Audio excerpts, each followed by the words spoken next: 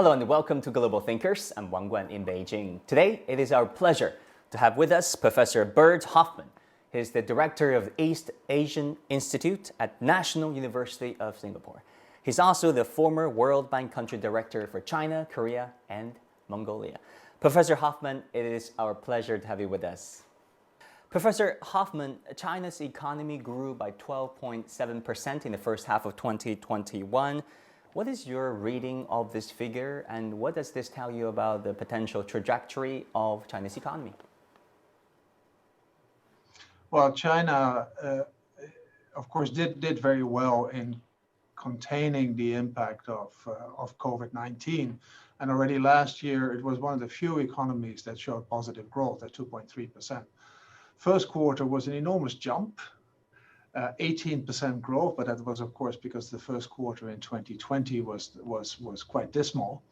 The second quarter is more normal, and that is 7.9% growth. That's more or less what was expected. Quite a bit of dynamism. If you look at the quarter-on-quarter numbers, they're quite positive. So it seems that China is well on track to have a very decent growth rate of about 8.5% growth this year. Well more than Premier Li Keqiang's minimum 6%, and that's a very good sign.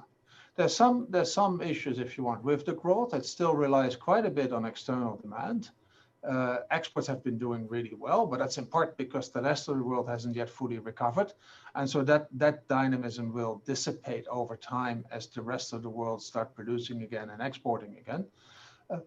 And second, consumption has still been lagging. It's been doing okay in the second quarter, but overall consumption growth is still not the real driver of the economy that the authorities would like to see. Yeah, why do you think that's the case?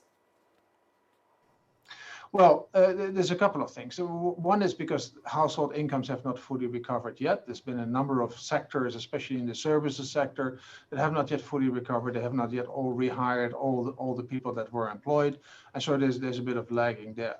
Second, because of China's social safety net is still not complete. Some people felt and feel that they should save more. They should save more to be prepared for any other eventuality in the future. And that means that they consume less as a share of their income. Third, even though overall the household sector has recovered quite well, as in other countries, it has been quite uneven. And those that are highly educated, work in the high-tech sector, they do really well. And have gotten a boost, frankly, from COVID-19 because there's so much more demand of their services, whereas others don't do so well. So income distribution has taken a bit of a hit, and that's not that good for consumption either. So there's a number of factors that drive this issue of consumption lagging the overall recovery.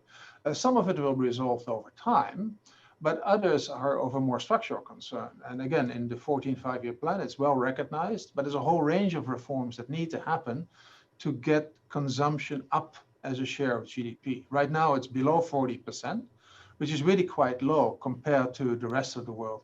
Household consumption, that is really quite low compared to the rest of the world. Most countries, it's 55, 60% or even higher, and it's an important factor in demand. So that switch that China is only at the start of will take time and effort, and it will take reforms in the social safety net, in the pension system, in the hukou system, all those factors that would in the end result in a higher share of consumption in GDP. How do you think China can tap into its indigenous growth and indigenous innovation front when it comes to boosting productivity through technology, given America's intention on containing China?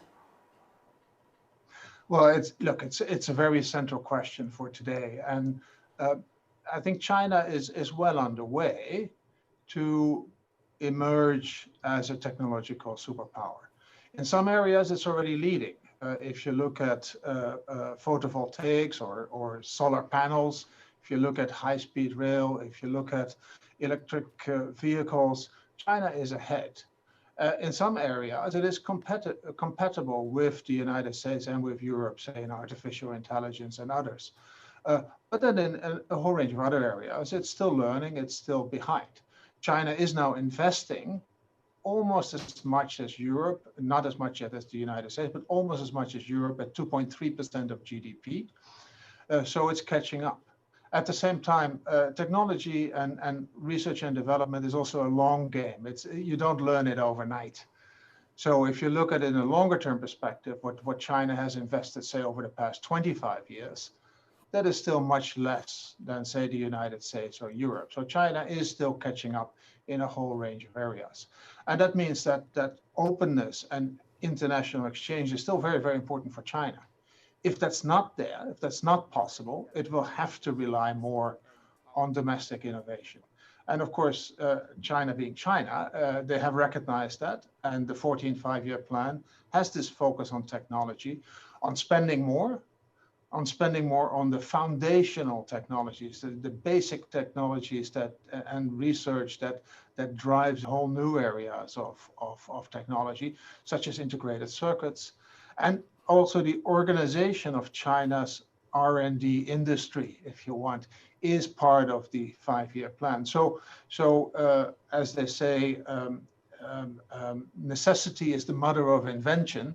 And I think China now finds it necessary to rely more on its domestic technology, and it will do so. Of course, it's still a loss. China is still behind in, say, integrated circuits. The most sophisticated chips, China cannot yet produce because it still doesn't have the technology to do so. I'm from the Netherlands. There's a Dutch company that makes lithography, ASML it is called. It's a very sophisticated technology, 35 years of experience in building that technology. And of course, China is still a little bit behind, but it will get there.